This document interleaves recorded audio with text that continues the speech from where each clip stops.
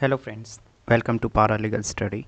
BPAG 174 sustainable development जो course है हमारा, उसकी 7 यूनिट आज हम देखेंगे। Interrelationship among development, sustainability and climate change. तो इसमें 3 इम्पोर्टेंट टॉपिक है, जो है एक तो डेवलपमेंट, एक सस्टेनेबिलिटी और एक क्लाइमेट चेंज। तो इन तीनों को पहले समझेंगे, उसके बाद देखेंगे कि इन सब के बीच एक इंटर रिलेशनशिप क्या है, और लास्ट में जो कॉन्सेप्ट है वो है डिफरेंशिएटेड रिस्पॉन्सिबिलिटी का। तो ओवरऑल अगर हम बात करें तो टोटल इसमें ये 4 टॉपिक बनते हैं। इनको हम बारी बारी से देखते हैं। काफ़ी अच्छी और काफ़ी इंपॉर्टेंट यूनिट है ये। देखो, सबसे पहले अगर मैं बात करूं कि कॉन्सेप्ट ऑफ डेवलपमेंट, डेवलपमेंट का क्या मतलब होता है। डेवलपमेंट का मतलब होता है, development means meeting basic need, reducing poverty, inequality and unemployment, rising living standard, improve access to education, increasing life expectancy and expanding economic and social choices। तो ये जो सारी चीज़ें हैं, आपकी बेसिक नीड, पॉवर्टी को रिड्यूस करना, इनइक्वालिटी और अनएम्प्लॉयमेंट को ख़त्म करना, लिविंग स्टैंडर्ड को बढ़ावा देना, एजुकेशंस को बेहतर बनाना, लाइफ जो एक्सपेक्टेंसी उसको इंक्रीज़ करना, इकोनॉमिक सोशल चॉइसेस को एक्सपेंड करना। These are the various part which is associated with the development. आगे, development is about increasing the quality of life the human being, not necessarily increasing gross national product और GNP। तो development में आपको एक चीज़ ध्यान रखना है कि इसमें सिर्फ ऐसा नहीं है कि सिर्फ इकोनॉमी और ग्रोस नेशनल जो प्रोडक्ट्स है GNP को बढ़ाना। एक्चुअली पहले क्या था, ट्रेडिशनल अगर वे में अगर मैं बात करूँ 1960s 50s के दौरान, उस समय डेवलपमेंट का जो कॉन्सेप्ट था वो था associated with the economical sense. लेकिन अब ऐसा नहीं है। अब डेवलपमेंट का मतलब यही है कि आपको क्वालिटी ऑफ लाइफ जो है ह्यूमन बींग की, उसको इंक्रीज़ करना है। इसके अलावा important objective of development including increase and widening the availability and distribution of basic life sustaining goods, जैसे फूड है, शेल्टर, हेल्थ, इन सब चीज़ों को की अवेलेबिलिटी कराना और डिस्ट्रीब्यूट करना ताकि हर किसी को वो चीज़ें अवेलेबल मिलें। इसके अलावा जो लेवल ऑफ लिविंग, आपका स्टैंडर्ड ऑफ लिविंग है वो बढ़े, including high income, more job, better education, और इसके अलावा expanding the range of economical and social choices. इन सब के साथ साथ जो एक और सबसे इम्पोर्टेंट चीज़ है जो also with is also associated with the part of development, वो है सेल्फ स्टीम एंड फ्रीडम। खुद पे विश्वास और आपके पास जो चॉइसेस है, फ्रीडम, ये सब मिला के आपका पूरा ये डेवलपमेंट का कॉन्सेप्ट बनता है। आगे हम बात करें कि some of the major indicators were use to measure development, उसमें है HDI human development index, human poverty index, gender related development index जिसको GDI बोलते हैं, एंड जेंडर एम्पावरमेंट मेजर्स जिसको GEM बोलते हैं। तो ये सब जो कॉन्सेप्ट हैं ये इसके पार्ट के तहत आते हैं, मीन्स इंडिकेटर्स हैं डेवलपमेंट के। अब इसमें देखो, अगर हम एक एक करके देखें कि HDI जो है वो मेनली किस चीज़ पे फोकस करता है। HDI measures the average achievement in a country in 3 basic dimension. उसके 3 इंपॉर्टेंट डायमेंशंस के ऊपर पूरी HDI जो है, ह्यूमन जो डेवलपमेंट इंडेक्स है, वो उसकी जो रैंकिंग है, जो उसका जो मेजर हम करते हैं, तो 3 मेजर डायमेंशन है। पहला, a long and healthy life, इसके अलावा knowledge and decent standard of living. तो ये 3 चीज़ें जो हैं, 3 इंपॉर्टेंट इंडिकेटर्स है जो आपको अपने आंसर्स में लिखना है। कभी भी जब ऐसे जब आता है कि HDI में, तो HDI में आपको ये सब इंडिकेटर्स जो हैं वो मेंशन करने हैं। दूसरा, अगर मैं बात करूं, सेकंड जो इंडिकेटर्स है डेवलपमेंट से रिलेटेड, वो है द ह्यूमन पॉवर्टी इंडेक्स जिसको HPI बोलते हैं।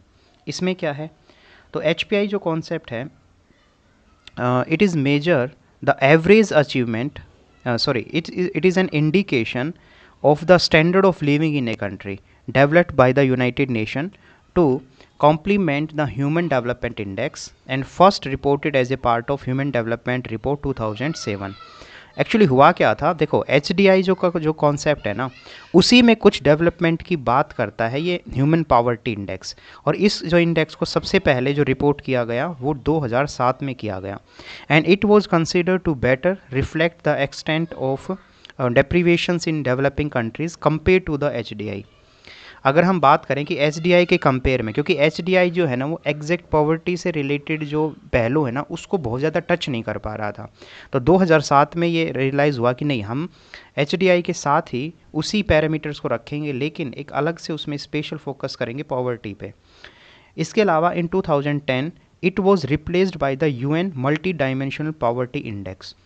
तो तो ये जो ह्यूमन पॉवर्टी इंडेक्स जो मैंने बताया, जो 2007 में इसको स्टार्ट किया गया था, बाद में 3 साल बाद इसी इंडेक्स को रिप्लेस कर दिया गया मल्टी डायमेंशनल पॉवर्टी इंडेक्स के साथ। ऐसा क्यों किया गया?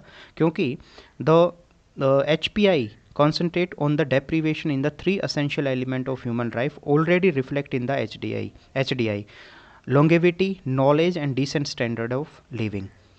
वापिस एक बार समझते हैं, HDI के जो 3 इंपॉर्टेंट जो पैरामीटर्स जो होते हैं, उन्हीं को आपका शामिल किया गया इसमें ह्यूमन पॉवर्टी इंडेक्स में 2007 में, लेकिन उसमें कुछ फर्दर चेंज करके 2010 में उसको एक अलग से मल्टी डायमेंशनल पॉवर्टी इंडेक्स बोला गया, जिसमें मल्टीपल लेवल पे आपके जो अलग अलग जो फैक्टर हैं, जो अलग अलग बेसिक जो एलिमेंट्स हैं, उन सब को भी शामिल करके आपकी एक जो रैंक है, आपका जो इंडेक्स है, वो जारी किया जाएगा। नेक्स्ट जो हमारा है फ्रेंड्स, वो है GDI। इसका मतलब होता है जेंडर रिलेटेड डेवलपमेंट इंडेक्स। इसमें क्या आएगा? GDI measures differences in male and female achievements on the in the 3 basic dimension of human development, that is health, education and command over economical resources। तो इसमें अगर हम समझे कि HDI का जो मेजर होता है वो उसमें बात करता है, ये जेंडर नाम से समझ आ रहा है कि जेंडर की बात करेगा, जेंडर रिलेटेड डेवलपमेंट इंडेक्स। तो उसमें 3 इम्पोर्टेंट ये है कि हेल्थ में अचीवमेंट मेल और फीमेल की कितनी है, एजुकेशंस में इन दोनों की अचीवमेंट किस तरीके की है, इसके अलावा इकोनॉमिकल रिसोर्सेज पे कमांड किन की है, मेल की ज़्यादा है फीमेल की ज़्यादा है, ये सारी चीज़ इसमें शामिल की जाती हैं। HDI helps in better understanding of the gender gap in human development achievement. तो HDI जो है ना हमारी बहुत हेल्प करता है, मीन्स ह्यूमन डेवलपमेंट इंडेक्स में भी अगर हम देखें तो HDI जो है, जो जेंडर रिलेटेड जो चीज़ें हैं, उसको बहुत अच्छे से, बहुत बारीकी से उसके ऊपर रिसर्च करते हुए वो अपनी एक रैंक निकालता है। तो ये बहुत एक इंपॉर्टेंट इंडिकेटर्स हो जाते हैं for the human development achievement, and it provide insight into gender disparities in achievement the 3 basic capabilities. वही जो मैंने आपको बताया कि हेल्थ, एजुकेशन और कमांड ओवर इकोनॉमी, इसमें क्या कमियां हैं, क्या लूप होल्स हैं, और इससे एक कंप्लीट जो पिक्चर है पूरी दुनिया में जेंडर में कौन आगे चल रहा है, कौन पीछे चल रहा है, वुमेन का रोल कितना है, कितना नहीं है, किन सेक्टर्स में वुमेन पीछे हैं, ये सारे जो चीज़ें हैं वो हमें GDI से, जो जेंडर रिलेटेड डेवलपमेंट इंडेक्स, उससे पता लग जाती है। नेक्स्ट है जेंडर एम्पावरमेंट मेजर, GEM। ये जो है इसमें मेनली फोकस है कि whether women and man able to actively participate in economic and political life. तो डिसीजन मेकिंग में, इकोनॉमी में और पॉलिटी में, इन 3 चीज़ों में इनका, वुमेन का कितना रोल है, कितना एक्टिवली वो पार्टिसिपेट है, ये बात करता है GEM। तो ध्यान रखना यहाँ पे कोई जेंडर रिलेटेड जो इश्यूज़ हैं वो नहीं दिखा रहा है, इसमें सिर्फ जेंडर एम्पावरमेंट। इसका मतलब ही है कि दोनों मेल एंड फीमेल, उनका पॉलिटिकल जो लाइफ है उसमें कितना पार्टिसिपेट है, इकोनॉमी में उनका कितना पार्टिसिपेट है, और डिसीजन मेकिंग उनके पास कितनी पावर है। तो ये सारे जो पॉइंट्स हैं फ्रेंड्स, वो आएंगे पूरा कॉन्सेप्ट ऑफ डेवलपमेंट में, जिसमें मैंने आपको अच्छे से पहले डेफिनेशन बताई और वेरियस इंडिकेटर्स हमने देखे डेवलपमेंट के। तो उसमें है HDI, HPI और GDI एंड GEM। इसमें एक और चीज़, जिन भी स्टूडेंट्स ने अभी नोट्स बाई किए हैं, तो मैं आपको एक चीज़ बताऊँ, आपको कुछ नहीं करना है, ये बुक मटेरियल तो खोलना भी मत आप बेशक से, सिर्फ लेक्चर सुनना है इत्मीनान से, और उसके बाद जो नोट्स आपने लिए हैं ना, बस उसको एक बार रिवाइज़ कर लेना, तो आपका काम हो जाएगा। ठीक है, इसके अलावा आपको कुछ नहीं करना है। तो नेक्स्ट अब चलते हैं फ्रेंड्स, वो है कॉन्सेप्ट ऑफ सस्टेनेबिलिटी। अब इसका क्या मतलब है भाई? देखो, sustainability means to the long term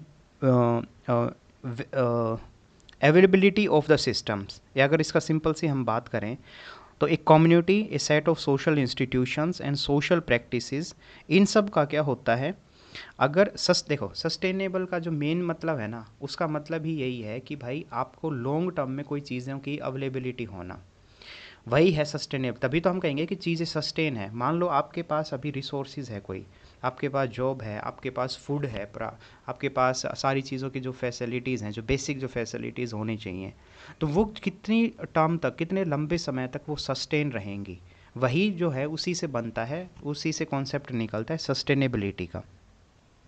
this understanding is mainly usually referred to the traditional ecological knowledge, deepened knowledge and belief about the relationship between people, plant, animal, natural phenomena, landscape and timing of the event। यहाँ पे एक चीज़ समझनी होगी, देखो कि indigenous जो people है ना, वो बहुत ही सस्टेनेबल लाइफ को जीते थे। क्यों? क्योंकि नेचर के साथ उनकी हारमनी थी, नेचर के साथ वो बहुत ही तालमेल बना के रहते थे। और एक सबसे इंटरेस्टिंग चीज़ ये भी है कि उनको डीप नॉलेज थी नेचर के साथ, प्लांट, एनिमल और जो नेचुरल फिलोमिना, लैंडस्केप, इन सब के बारे में अच्छी खासी नॉलेज थी उनको। और इसीलिए जो वो लोग हैं ना, वो लंबे समय तक, अगर मैं बात करूँ यहाँ पे, बहुत ही लॉन्ग टाइम तक एक उसी सिस्टम में, उसी कम्युनिटीज़ के रूप में वो रहे और उन्होंने लंबे समय तक उन चीज़ों की प्रैक्टिस भी की। तो यहाँ पे जो, ये तो एक सिर्फ बेसिक मैंने आपको ओवरऑल एक आइडिया दिया। अब सिंपल आपसे कोई चीज़ आपसे पूछे कि भाई लिखने में आपको क्या लिखना है, तो लिखने में सिर्फ आपको लिखना है कि मतलब it refer to the availability of the systems, a community, a set of social institution और सोसाइटियल प्रैक्टिसेस। इसमें जो सबसे जो इम्पोर्टेंट कीवर्ड है वो है सोसाइटियल प्रैक्टिसेस। मीन्स आप जो लंबे समय तक जो एक सिस्टम के तहत जो आप चीज़ें फॉलो करते आ रहे हो, वही है सस्टेनेबिलिटी। अगर मान लो कोई पर्सन है जो लंबे समय तक एक ही हेल्दी लाइफस्टाइल जी रहा है, मान लो सुबह उठता है अच्छे से, अब उसका खाना है, हमारे जो दादा होते थे, दादा दादी, ये सब देखो कितना अच्छे से उनकी हेल्थ रहती थी, कभी उनको कोई प्रॉब्लम नहीं आई, जो बेशक से कितना ही शुगर को इनटेक करें या कुछ भी करें, काफ़ी अच्छी उनकी लाइफस्टाइल थी। इसका मतलब क्या है? इसका मतलब है कि वो सोशल प्रैक्टिसेस जो काफ़ी लंबे समय तक उन लोगों ने फॉलो की हैं।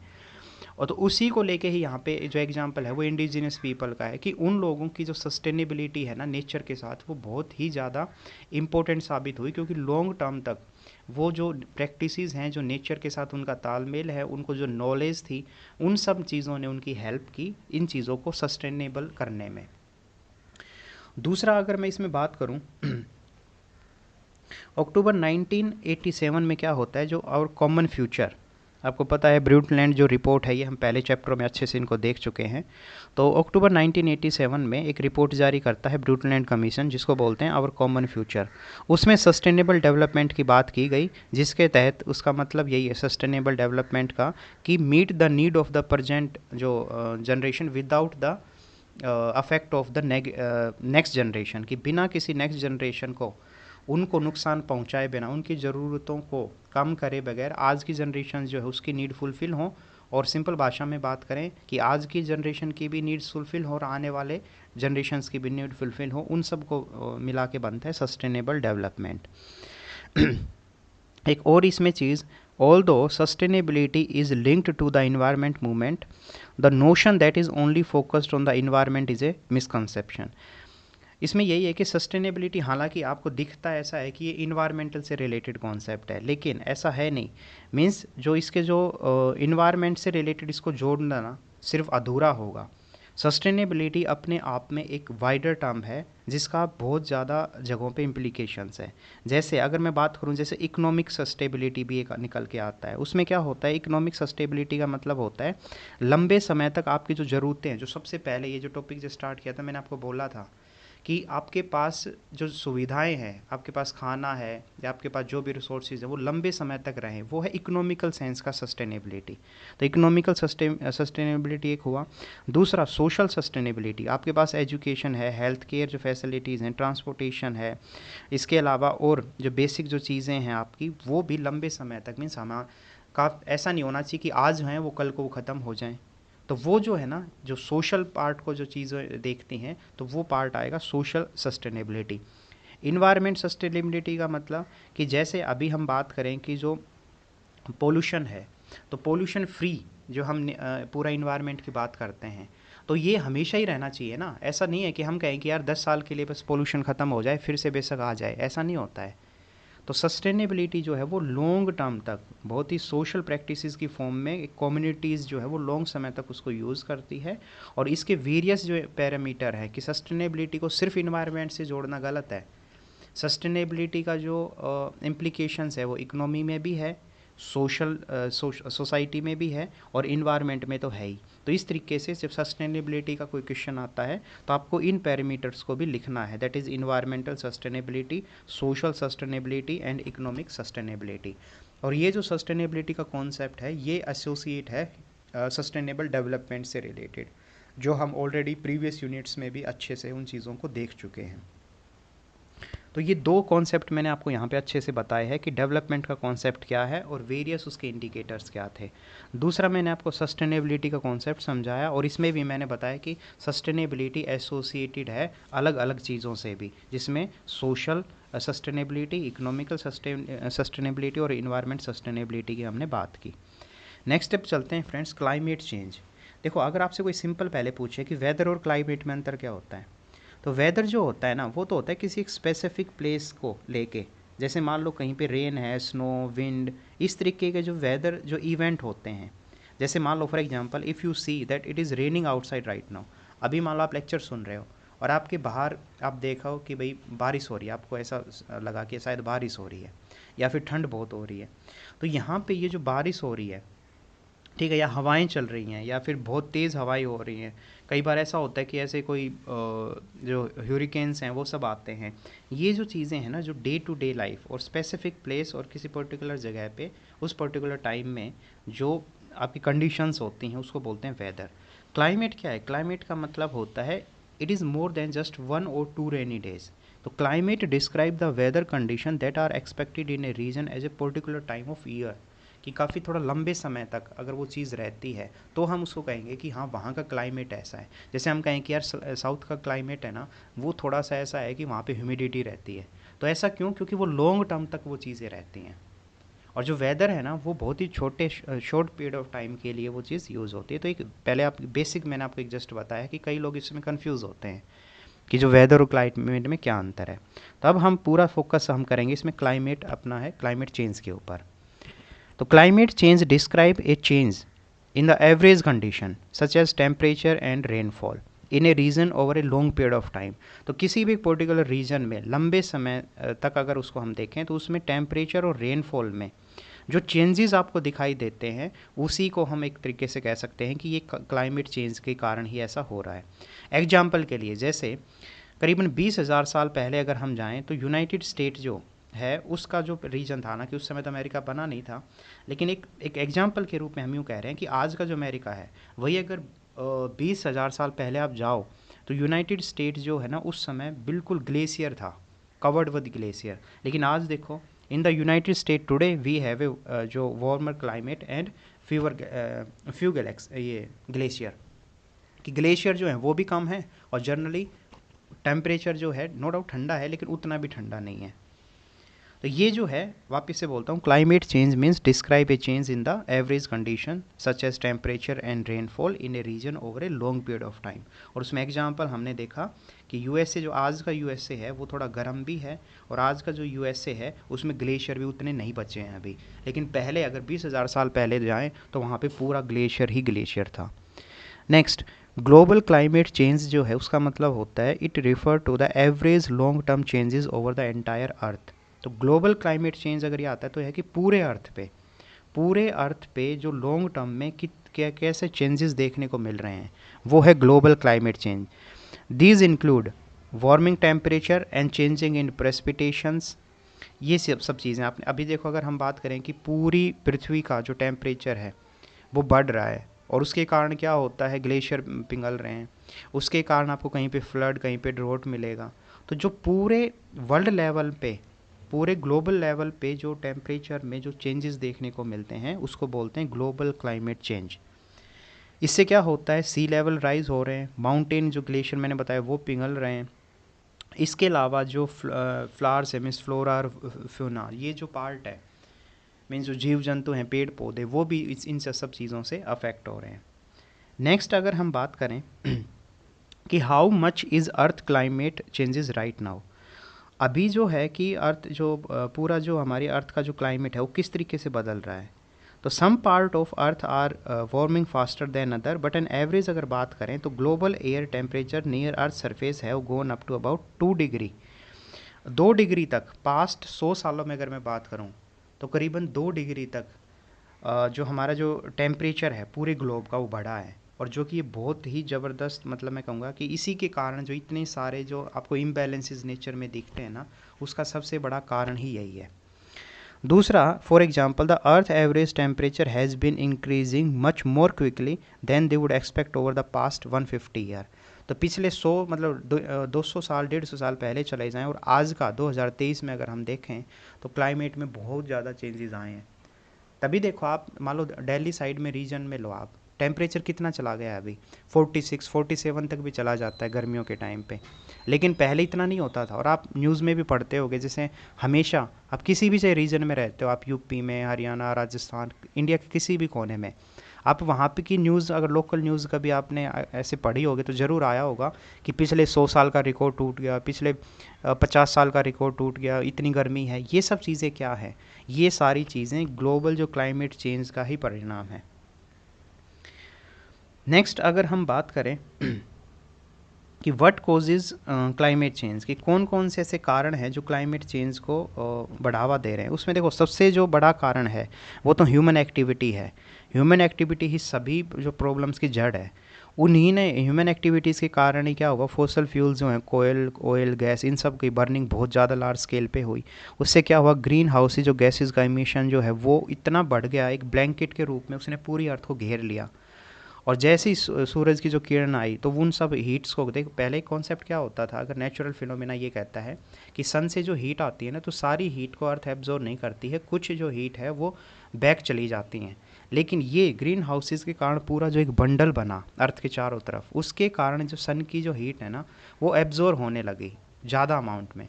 ये हुआ। दूसरा, ओजोन जो लेयर है वो बहुत हमें प्रोटेक्ट करती थी पहले, तो ओजोन लेयर में भी ग्रीन हाउसेस के कारण डिप्लेक्शन हुआ, होल हुआ। तो उससे भी अब डायरेक्ट जो मैक्सिमम जो सन की जो रेडिएशन है वो हमारे अर्थ तक पहुंचती हैं। और उसी के कारण क्या हो रहा है, अभी जो ग्लोबल जो टेम्परेचर है वो आपको इतना बढ़ता हुआ दिखाई दे रहा है। साथ साथ जो ग्रीन हाउसेस गैसेज हैं उसमें मेनली जैसे कार्बन डाइऑक्साइड, मीथेन, अभी आप एग्रीकल्चर में जो यूज़ करते हो, खाद डालते हो, इतनी दवाइयाँ डालते हो, ऑयल और गैस से रिलेटेड आप जितने भी काम करते हो, उन सब में क्या होता है, मीथेन एमिशन होता है। तो CO2 है, मीथेन, ये सारी जो गैसेज हैं ये बहुत ज़्यादा हार्मफुल हैं। और यही जो चीज़ें हैं वो ग्लोबल जो वार्मिंग है या जो टेम्परेचर उसको बढ़ावा देने में एक इम्पोर्टेंट रोल प्ले कर रही हैं। इसके अलावा आप देखोगे एनर्जी जो मीन्स इंडस्ट्री, ट्रांसपोर्ट, बिल्डिंग और ये जो सब चीज़ें हैं, इन सब के कारण भी जो पोल्यूशन है, जो हमारा इन्वायरमेंट है वो पोल्यूटेड हो रहा है। तो ये मैंने आपको बताया सॉरी कि व्हाट कॉजेज क्लाइमेट चेंज। अब नेक्स्ट है कि कौन कौन से ऑलरेडी जो सॉल्यूशंस हैं वो किए गए हैं। तो देखो उसमें बहुत सारी चीज़ें की गई हैं अपने लेवल पे इम्प्रूव करने के लिए। जैसे रियो अर्थ समिट हुआ सबसे पहले 1992 में, क्योटो प्रोटोकॉल जो है 1997, इसके अलावा UN framework convention on climate change 1992, sustainable development goal 2015, Paris agreement भी 2015 में हुआ। तो ये जो सारे जो हैं ये सब प्रयास किए गए जिसके तहत हम इन चीज़ों को कंट्रोल कर सकें। इसके अलावा 3 ब्रॉड कैटेगरीज जो है उस पर एक्शन लेने की बात की गई, जैसे इमिशन को कट करने का बात। इसके अलावा एडेप्टिंग द क्लाइमेट इम्पैक्ट्स, कि जो भी क्लाइमेट में चेंजेस हो रहे हैं तो उसके तहत हम चीज़ों को न्यू तरीके से इनोवेशन करें और कुछ नई पॉलिसीज़ को अडॉप्ट करें। फाइनेंशियल रिक्वायरमेंट जो एडजस्टमेंट है, कि जैसे जिन देशों के पास टेक्नोलॉजी नहीं है या जो पिछड़े हुए हैं तो उनको किस तरीके से हेल्प की जा सकती है, ये सारी चीज़ें अभी अगर हम बात करें तो पूरी दुनिया में अपनाई जा रही है। मीन्स सीरियस है लोग, या पूरी जो मानवता है, पूरी जो दुनिया है वो अब इस चीज़ को समझने लगी है कि क्लाइमेट अगर इसी तरीके से बिगड़ता रहा ना तो वो पूरी ह्यूमन जो एग्जिस्टेंस है उसके ऊपर एक ख़तरा बन के आएगा। अभी अगर हम बात करें कि while a growing number of countries in committing to net zero emission, 2050 तक काफ़ी कंट्रियों ने एक ये टारगेट बनाया है कि 2050 तक जो कार्बन इमिशन जो है उसको जीरो लेवल तक लाने की कोशिश करेंगे। तो ये भी एक बहुत बड़ा जो है एक पॉजिटिव साइन है। तो ये सारी जो चीज़ें हैं इसमें हमने अच्छे से मैंने आपको बताया क्लाइमेट चेंजेस में कि क्लाइमेट क्या होता है, क्लाइमेट चेंज, फिर ग्लोबल चेंज का मतलब मैंने आपको बताया, और बताया कि किस तरीके से अर्थ का जो क्लाइमेट है वो पिछले 100 सालों में कितने लेवल तक पहुंचा है, कौन कौन से ऐसे कारण हैं, कोजेज़ हैं क्लाइमेट चेंज के पीछे, और अभी तक कौन कौन से सॉल्यूशंस जो हैं वो किए गए हैं सरकारों के द्वारा या पूरी दुनिया में। तो ये सब जो हैं, और जिन लोगों को नोट्स चाहिए तो उन नोट्स में आपको ये बिल्कुल ऐसे फ़्लो में, बिल्कुल सीक्वेंस में ये चीज़ें मिलेंगी। तो आप चाहते हैं, अगर आप मीन्स खुद से बना रहे हैं तो बहुत अच्छी बात है, आप खुद से भी बना लें। लेकिन अगर आपको लग रहा है कि आप खुद से नोट्स नहीं बना पाते हैं तो आप मुझे व्हाट्सएप पे मैसेज करके उन नोट्स को बाई कर सकते हैं। नेक्स्ट जो हमारा कॉन्सेप्ट रेफरेंस वो है the principle of common but differentiate responsibilities. इसका क्या मतलब है? देखो ये भी काफ़ी एक इम्पोर्टेंट कॉन्सेप्ट है। हुआ क्या था, जो कॉमन्स होते हैं, कॉमन्स क्या होता है, ग्लोबल कॉमन्स, ये भी हमने पिछली यूनिटों में किया है। ग्लोबल कॉमन्स का वो मतलब होता है जो जिस पे हर किसी का कंट्रोल हो, या मैं सिंपल सी बात करूं कि जो किसी के कंट्रोल में भी ना हो, कि फ्री है। जैसे हमारा जो एंटार्क्टिका जो है, हाई सी जो रीजन है, ओशियन, एटमॉस्फेयर है, आउटर स्पेस है, ये सब कॉमन, ग्लोबल कॉमन्स इनको बोलते हैं। तो यहाँ पे यही है कि जैसे ही ये ग्लोबल कॉमन का प्रिंसिपल इमर्ज हुआ ना,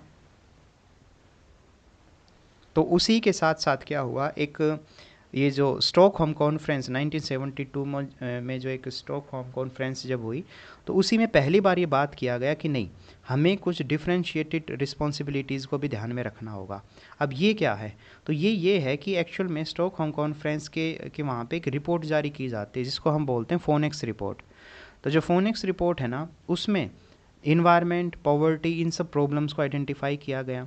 और उसी में ये भी देखा गया कि जो गैप है डेवलपिंग और इंडस्ट्रियलिस्ट कंट्रियों में, तो उनको उनका कैसा एटीट्यूड है, कि डेवलप कंट्रियाँ जो है वो कितना सीरियसली इस इश्यूज़ को ले रहे हैं, डेवलपिंग कितना सीरियस ले रहे हैं। तो जो फोनेक्स जो रिपोर्ट है, इसने बहुत इंपॉर्टेंट रोल प्ले किया इस चीज़ को समझने में, कि कौन ज़्यादा रिस्पॉन्सिबल है क्लाइमेट चेंज को ख़राब करने में, कौन ऐसा रिस्पॉन्सिबल कंट्रीज़ है जिसने अभी एक छोटी सी बात है, अफ्रीकन कंट्रीज़ हैं जो पुअर कंट्री हैं, जो डेवलपिंग नेशन है, उनका कोई योगदान नहीं है। आप जान के हैरान हो जाएंगे, जो यूनाइटेड स्टेट है ना, वो लार्जेस्ट कंट्रीब्यूटर है ग्लोबल वार्मिंग का। आप सोच के देखो, पूरी दुनिया में जनसंख्या के मामले में सिर्फ 4% ही उनकी वर्ल्ड पॉपुलेशन होगी, लेकिन 25% से ज़्यादा उनका जो कार्बन डाइऑक्साइड का जो इमिशन है वो अकेला यूएस से कर रहा है। आप सोच के देखो।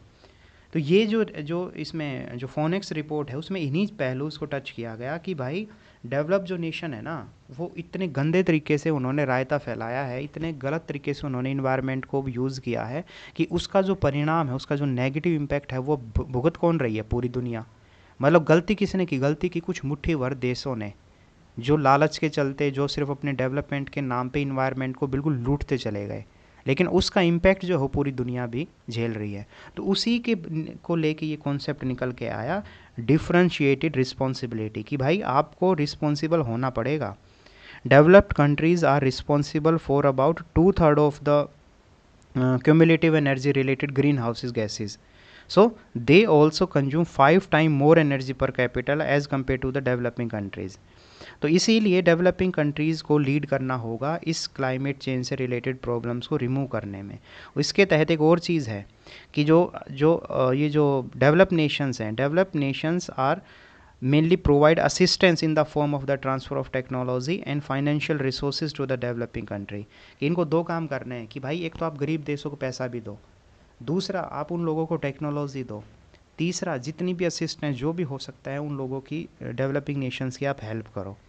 तभी तो वापिस से अगर इसका शॉर्ट में समझे तो आप समझ आ गया होगा कि जो प्रिंसिपल ऑफ कॉमन जो है, ये इसकी शुरुआत तो होती 1972 स्टॉकहोम कॉन्फ्रेंस, और वहीं पे पहली बार एक रिपोर्ट जारी की जाती है फूने, जिसको फ्यूनेक्स रिपोर्ट बोलते हैं। उसमें इन चीज़ों को, बारीकियों को समझा गया कि भाई एक्चुअल में प्रॉब्लम कहाँ आ रही है, कौन ज़्यादा रिस्पॉन्सिबल है, कौन कम रिस्पॉन्सिबल है।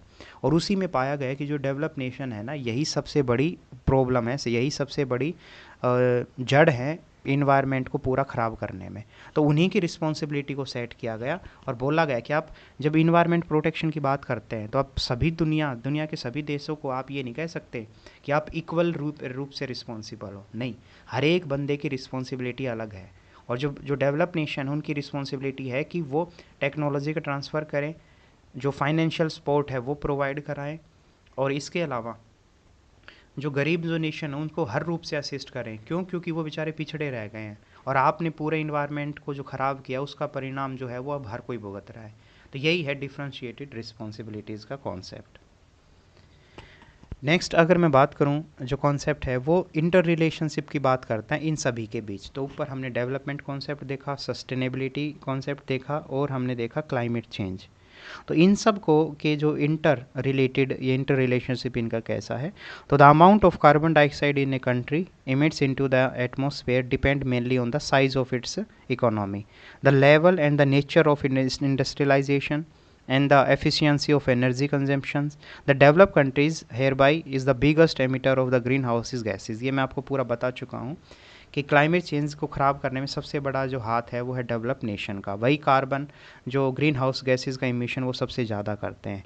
वर्ल्ड की जो पुअरेस्ट कंट्री हैं बेचारी, वो अब क्लाइमेट चेंज के चलते जो प्रॉब्लम हुई उसके कारण उनको सबसे ज़्यादा नुकसान हो रहा है। बीमारियां वहाँ पे आ रही हैं, कभी रेनफॉल जो है ज़्यादा हो रहा है, कभी ड्राई सीजन। इसके अलावा और जो अदर प्रॉब्लम्स जो हैं, जो मलेरिया और इस टाइप के जो डिजीज़ हैं, वो इन गरीब देशों में, खासकर अफ्रीकन रीजन में, सब चीज़ें बहुत देखने को मिल रही हैं। तो इसका मतलब है कि साफ यहाँ पे हमें समझना ये है कि हमारा जो डेवलपमेंट है, सस्टेनेबिलिटी का मॉडल है, ये सब पीपल फ्रेंडली होना चाहिए, इको फ्रेंडली, पीपल फ्रेंडली और इन्वायरमेंट के संदर्भ में ये चीज़ें होनी चाहिए। अगर ये इन्वायरमेंट को ध्यान में रखते हुए हमारा डेवलपमेंट नहीं होगा, सस्टेनेबिलिटी नहीं होगी, तो ओवरऑल रिजल्ट यही है कि क्लाइमेट जो चेंज है उसको लेके बहुत सारी प्रॉब्लम्स आएंगी और उसका जो नेगेटिव इम्पैक्ट है वो पूरी दुनिया पे पड़ेगा, स्पेशली जो पुअर कंट्रीज़ हैं, जो डेवलपिंग नेशंस हैं, उनके ऊपर सबसे ज़्यादा। तो इनके बीच एक स्ट्रॉन्ग रिलेशनशिप होना ज़रूरी है, उसके तहत ही हम इन चीज़ों को टैकल कर सकते हैं। तो ये है फ्रेंड्स पूरा चैप्टर आपका, और काफ़ी इंटरेस्टिंग ये चैप्टर था। Thank you so much.